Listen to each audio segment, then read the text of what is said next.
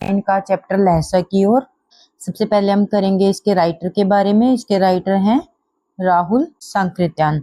जो राहुल सांकृत्यान है वो है एक घुमक्कड़ प्रवृत्ति का व्यक्तित्व है।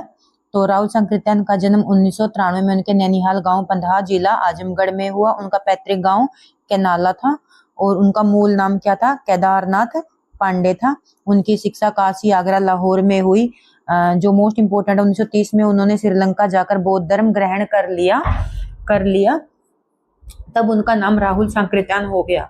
जब उन्होंने बौद्ध धर्म ग्रहण कर लिया तो उनके बाद उनका नाम राहुल सांकृत्यान हो गया। राहुल जी पाली, प्राकृतिक, अभ्रंश, चीनी, तिब्बती, जापानी, रूसी सहित अनेक भाषाओं के जानकार थे। उनको महापंडित भी कहा जाता था। सन 1963 में उनका देहांत हो गया। राहुल सांकृत्यान ने उपन्यास, कहानी, आत्मकथा, यात्रा वृत्तांत, जीवनी, आलोचना, शोध आदि अनेक विधाओं में साहित्य सृजन किया।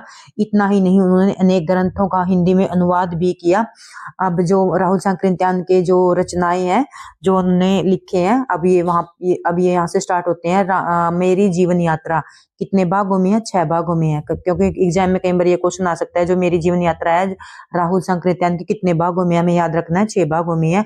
दिग्दर्शन 22वीं सदी, वोल्वो से गंगा भागो नहीं तो दुनिया को बदलो, दिमागी गुलामी, घुमक्कड़ शास्त्र उनकी प्रमुख कृतियां हैं। हिंदी साहित्य के अलावा दर्शन, राजनीति, धर्म, इतिहास, विज्ञान आदि विषयों पर राहुल जी ने द्वारा रचित पुस्तकों की संख्या लगभग 150 है। राहुल जी ने बहुत सारी लुप्त प्राय सामग्री का उद्धार कर अत्यंत महत्वपूर्ण कार्य किए हैं। यात्रा वृत्तांत लेखन में राहुल जी का स्थान अन्यतम है। उन्होंने घुमक्कड़ी का शास्त्र रचा और उन्होंने उनसे होने वाले लाभों का विस्तार से वर्णन करते हुए मंजिल के स्थान पर यात्रा को ही घुमक्कड़ का उद्देश्य बताया। घुमक्कड़ी से मनोरंजन, ज्ञानवर्धन व अज्ञात स्थलों की जानकारी के साथ साथ भाषा व संस्कृति का आदान प्रदान होता है। यहाँ पर राहुल सांकृत्यान जी कहते हैं कि यदि हम एक स्थान से दूसरे स्थान पे जाते हैं तो वहां से मनोरंजन होता है, अज्ञात स्थानों की जानकारी मिलती है और साथ ही वहां की भाषा संस्कृति का आदान प्रदान होता है। राहुल जी ने विभिन्न स्थानों के भौतिक वर्णन के अतिरिक्त वहां के जन जीवन की सुंदर झांकियां प्रस्तुत की। सबसे अब जो ये हमारा चैप्टर है उसके विषय में यहाँ इस पैराग्राफ में बताया गया है कि ये चैप्टर है जो मतलब किससे संबंधित है। संकलित अंश राहुल जी की प्रथम तिब्बत यात्रा से लिया गया है, जो आज हम पढ़ेंगे लहसा की ओर। ये राहुल सांकृत्यान की जो प्रथम तिब्बत यात्रा थी उससे लिया गया। उन्होंने सन 1929-30 में नेपाल के रास्ते से की थी। जो लहसा की ओर यात्रा है ना, जो उन्होंने 1930 में नेपाल के रास्ते से की थी, उस समय भारतीयों को तिब्बत यात्रा की अनुमति नहीं थी। जब 1930 में भारतीयों को तिब्बत यात्रा करने की अनुमति नहीं थी, इसलिए उन्होंने यह यात्रा एक भिखमंगे के वेश में की थी। जब जो राहुल सांकृत्यान तिब्बत गए थे तो वो अपना बेस पलट के गए थे, भीख मांगने वाले के बेस में गए थे। इस तिब्बत यात्रा तिब्बत की राजधानी लहसा की ओर जाने वाले दुर्गम रास्तों का वर्णन किया गया है। जो यात्रा वृत्तांत है लहसा की ओर, इसमें जो तिब्बत के दुर्गम रस्ते हैं उनका वर्णन किया गया है, रोचक शैली में किया गया है। इस यात्रा वृत्तांत से हमें उस समय के तिब्बती समाज के बारे में जानकारी मिलती है। अब हम करते हैं लहसा की ओर। वह नेपाल से तिब्बत जाने का मुख्य रास्ता है। फेरी कलिंपोंग का रास्ता जब नहीं खुला था तो नेपाल ही नहीं, हिंदुस्तान की भी सारी चीजें इसी रास्ते से नेपाल जाया करती थी। व्यापारी की नहीं, सैनिक रास्ता भी था, इसलिए यहाँ जगह जगह फौजी चौकियाँ और किले बने हुए थे। किसी में चीनी पलटन रहा करती थी। आजकल बहुत से फौजी मकान गिर चुके हैं। दुर्ग के किसी बाग में जहाँ किसानों ने अपना बसेरा बना लिया है वहाँ कुछ घर आबाद दिखाई पड़ते हैं। तो जो चीनी पलटन रहा करती थी अब उन मकानों में किसानों ने बसेरा बना लिया है, तो इसलिए वो जगह अब आबाद दिखाई देने पड़ते हैं। ऐसा प्रत्यक्त एक चीनी किला था। प्रत्यक्त होता है जो छोड़ा हुआ, एक ऐसा चीनी किला था।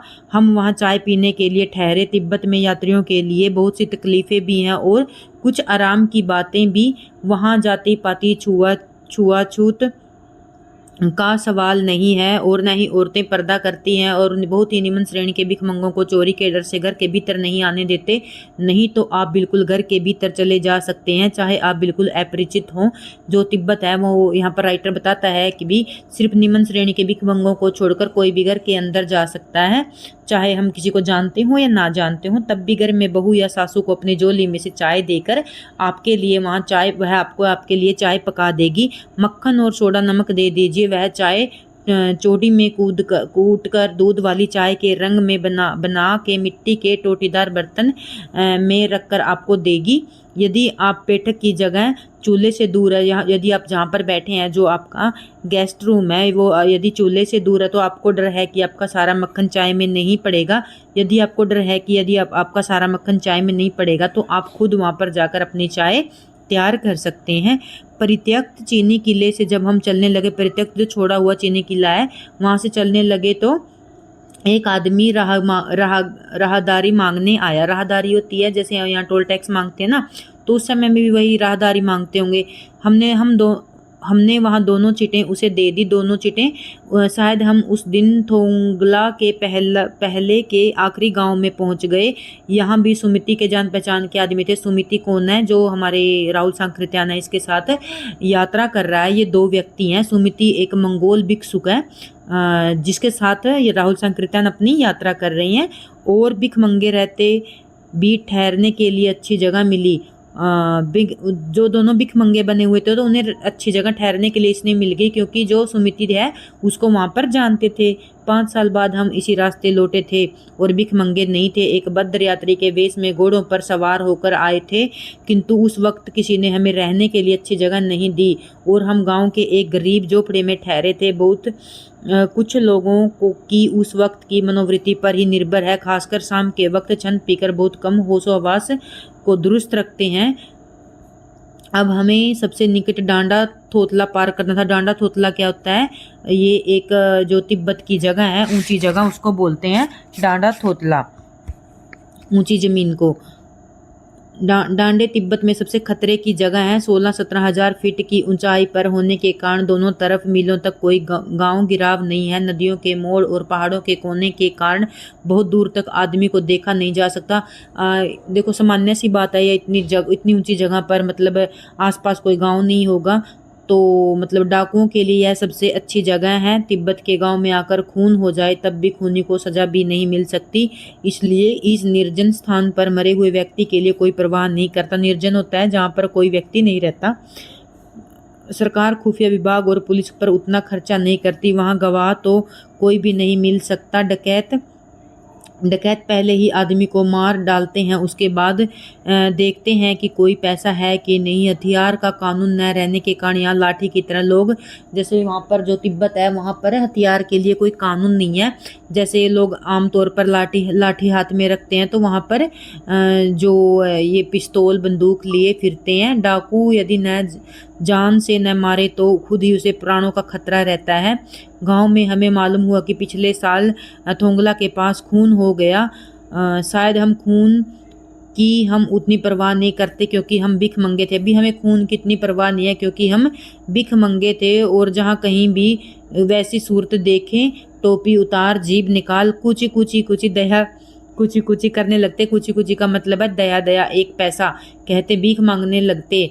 लेकिन पहाड़ की ऊंची चढ़ाई थी, पीठ पर सामान लादकर कैसे चलते। और अगला पड़ाव 16-17 मील से कम नहीं था। मैंने सुमिति से कहा कि यहाँ से लंकोर तक के लिए दो घोड़े कर लो, सामान भी रख लेंगे और चढ़ चलेंगे। दूसरे दिन हम घोड़ों पर सवार होकर ऊपर की ओर चले। डांडे से पहले एक जगह चाय पी और दोपहर के वक्त डांडे के ऊपर जा पहुंचे। हम समुद्र तल से 17-18 हजार फीट ऊंचाई पर खड़े थे। हमारी दक्षिणी तरफ पूरब से पश्चिम की ओर, उनकी कौन सी तरफ? दक्षिण की तरफ पूरब से पश्चिम की ओर हिमालय के हजारों श्वेत शिखर चले गए थे। बीटे की ओर दिखने वाले पहाड़ बिल्कुल नंगे थे। बीटे का मतलब होता है टीले के आकार का ऊंचा सा स्थान। बीट का मतलब क्या होता है? टीले के आकार का ऊंचा सा स्थान।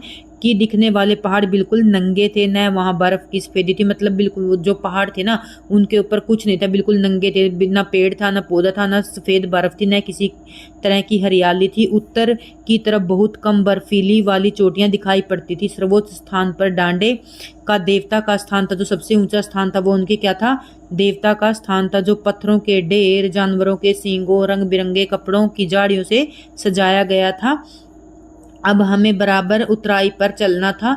चढ़ाई तो कुछ दूरी थोड़ी मुश्किल थी, लेकिन उतराई बिल्कुल नहीं। शायद 1-2 और सवार साथी हमारे साथ चल रहे थे। मेरा घोड़ा कुछ धीमे चलने लगा, जिस पर हमारा जो राहुल संकृत्यान जी बैठे थे वो कोई क्या था, वो घोड़ा बिल्कुल धीरे चलने लगा। मैंने समझा कि चढ़ाई की थकावट के कारण ऐसा कर रहा है और मैं उसे मारना नहीं चाहता था। वह धीरे धीरे बहुत पिछड़ गया और मैं दकिनोवक्स्तो की तरह अपने घोड़े पर झूमता हुआ, यहाँ एक जो दकिनोवक्स्तो है एक स्पेनिश उपन्यासकार है, डों जो एक नायक है घोड़ा चलाता था, उसके नाम को लेकर ये यहाँ पर उसका बारे में बता रहा है। और झूमता हुआ चलता जा रहा था, जान नहीं पड़ता था कि घोड़ों के आगे जा रहा है या पीछे जा रहा है। उसे ये नहीं पता था कि घोड़ा आगे जा रहा है या पीछे जा रहा है। जब मैं जोर देने लगता तो वह सुस्त पड़ जाता।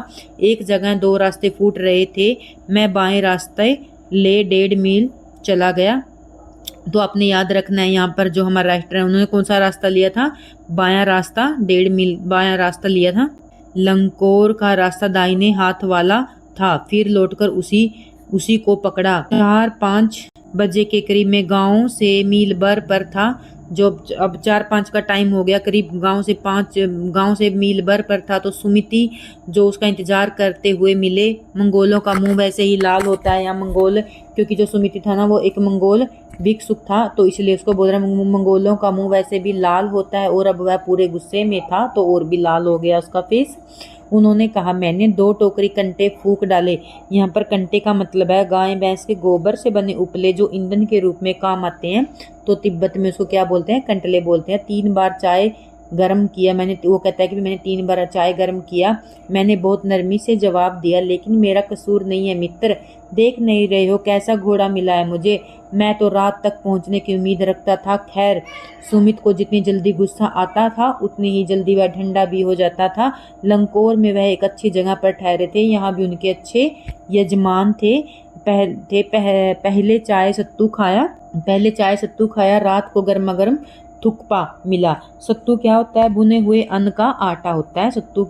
और जो थुक्पा होता है सत्तू या चावल के साथ मूली, हड्डी या मांस के साथ पतली लई की तरह पकाया जाने वाला एक खाद्य पदार्थ होता है। अब हम टिंगरी के विशाल मैदान में थे, जो पहाड़ों से घिरा एक टापू सा मालूम होता था, जिसमें दूर एक छोटी सी पहाड़ी मैदान के भीतर दिखाई पड़ती थी। उसी पहाड़ी का नाम टिंगरी समाधि गिरी है। आसपास के गांव में भी सुमिति के कितने ही यजमान थे। कपड़े की पतली पतली चिरी बत्तियों के गंडे खत्म नहीं हो रहे थे। चिरी गंडे होते हैं जो बोध गया से लाया हुआ कपड़ा होता है, उसको उसकी गांठ लगा लेते हैं, उसको बोलते हैं गंडे थे। क्योंकि बोध गया से लाए गए कपड़े के ख़त्म हो जाने पर किसी कपड़े को बोध गया का गंडा बना लेते थे, तो कपड़े की क्या कर देते, वो गांठ बना लेते थे। वह अपने यजमानों के पास जाना चाहते थे। मैंने सोचा यह तो हफ्ता भर उधर ही लगा देगा, तो मैंने उससे कहा जिस गांव में ठहरना हो उसमें भले ही गंडे बांट दो, मगर आसपास के गांव में मत जाओ। मैं इसके लिए तुम्हें लहसा पहुँचकर रुपये दे दूंगा। यहाँ पर राहुल को लग रहा था कि जो हमारे लेखक हैं कि यदि ये आसपास के गाँव में चला गया तो बहुत ज़्यादा टाइम लगा देगा। सुमिति ने स्वीकार कर लिया और दूसरे दिन हमने बरिया ढूंढने की कोशिश की, लेकिन कोई न मिला। सवेरे ही चल दिए होते तो अच्छा था, लेकिन अब 10-11 बजे तेज धूप में चलना पड़ रहा था। तिब्बत की धूप बहुत ही कड़ी मालूम होती है। यदि थोड़े से भी मोटे कपड़े सिर पर ढांक लें तो गर्मी खत्म हो जाती है। क्योंकि पहाड़ों में ऐसा होता है, क्योंकि ऊंचाई होने के कारण ना जब एकदम से धूप निकलती है तो चेहरे के ऊपर लगती है, गर्मी खत्म हो जाती। अब 2 बजे सूरज की ओर मुंह करके चल रहे थे। ललाट होता है माथा, ललाट पर धूप से जल रहा था और पीछे का कंधा बर्फ हो रहा था, क्योंकि पीछे छांव थी तो वहां पर ठंड लग रही थी। फिर हमने पीठ पर अपनी अपनी चीजें लादी, डंडा हाथ में लिया और चल पड़े। यद्यपि सुमिति के परिचित टिंगरी में भी थे, लेकिन वह एक और यजमान से मिलना चाहते थे, इसलिए आदमी मिलने का बहाना कर शेखर विहार की ओर चलने के लिए कहा। तिब्बत की जमीन बहुत अधिक छोटे बड़े जमींदारों में बटी हुई थी, जागीरदारों में बटी हुई थी। इन जागीरों का बहुत ज़्यादा हिस्सा मठ विहारों के हाथ में था। जैसे हमारे यहाँ मंदिर होते हैं ना, बौद्धों के मठ होते हैं जहाँ पर वो पूजा पाठ वगैरह करते हैं, तो जो जागीरदार थे उनकी ज़मीन मठ विहारों के पास के हाथ में थी। अपनी अपनी जागीर के हर एक जागीरदार कुछ खेती खुद किया करते थे, और जिसके लिए मजदूर बेकार मिल जाते मिल जाते हैं। खेती का इंतजाम देखने के लिए वहाँ कोई भिक्षुक भेजा जाता है। जब वो खेती करते थे ना, वहाँ पर कोई भिक्षु को भेजा जाता है जो जागीर के आदमियों के लिए राजा से कम नहीं होता था। जो जागीर के आदमी होते हैं ना, जो जागीर मतलब जिसके पास जमीन होती थी, और जो भिक्षु आता था उसको वो राजा के समान समझते थे। सेकर की खेती का मुखिया भिक्षु को बोलते हैं नमसे बौद्ध धर्म में। बड़े भद्र पुरुष थे, वह बहुत प्रेम से मिले। हालांकि उस वक्त मेरा बेस ऐसा नहीं था कि उन्हें कुछ ख्याल करना चाहिए। इस समय जो राइटर थे उनका बेस क्या था, अच्छा था। यहाँ एक मंदिर था जिसमें कंजूर होता है बुद्ध वचन की अनुवाद की हुई हस्तलिपियाँ, हस्तलिखित 103 पोथियाँ रखी हुई थी। जो कंजूर था ना, कंजूर की हस्तलिखित 103 पोथियाँ रखी हुई थी। जैसे एग्जाम में आपसे पूछ सकते हैं कि कितनी पोथियाँ रखी हुई थी, तो आपको याद रखना है 103 पोथियाँ रखी हुई थी। मेरा आसन भी वहीं लगा, वह बड़े मोटे कागज पर अच्छे अक्षरों में लिखी हुई थी। एक एक पोथी 15-15 शेर से कम नहीं थी। जैसे आपसे ये पूछ सकते हैं भी जो एक एक पोथी थी वो कितने कितने वजन की थी, तो 15-15 शेर की थी एक एक पोथी। सुमिति ने फिर आसपास के यजमानों के पास जाने के बारे में पूछा।